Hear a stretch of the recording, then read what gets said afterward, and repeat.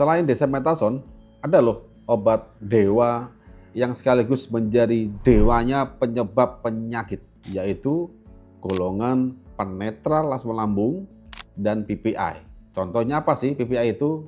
Omeprazol. Jadi perlu Anda ketahui ya, manusia ini terdiri dari 100 triliun sel dan dia butuh makanan. Dan inilah pentingnya. Ini makanan kita ini ya.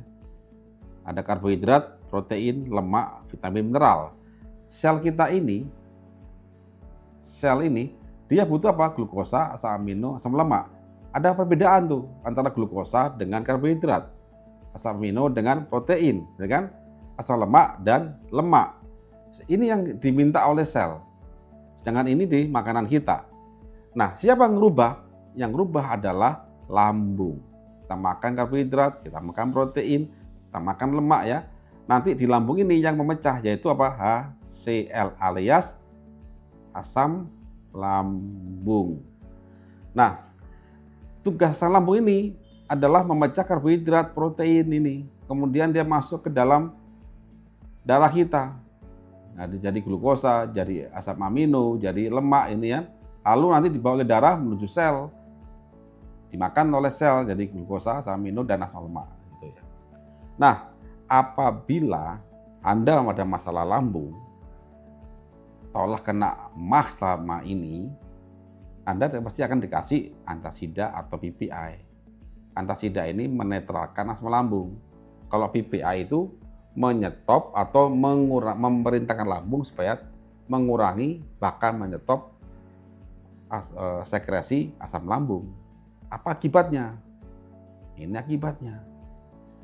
Ini luka ini, perih kan, kena asam lambung. Nah, kemudian dikasih obat MAH atau kasih PPI. Akhirnya apa? pH-nya naik. Memang kamu nyaman di situ, tapi ingat, makananmu tidak tercerna.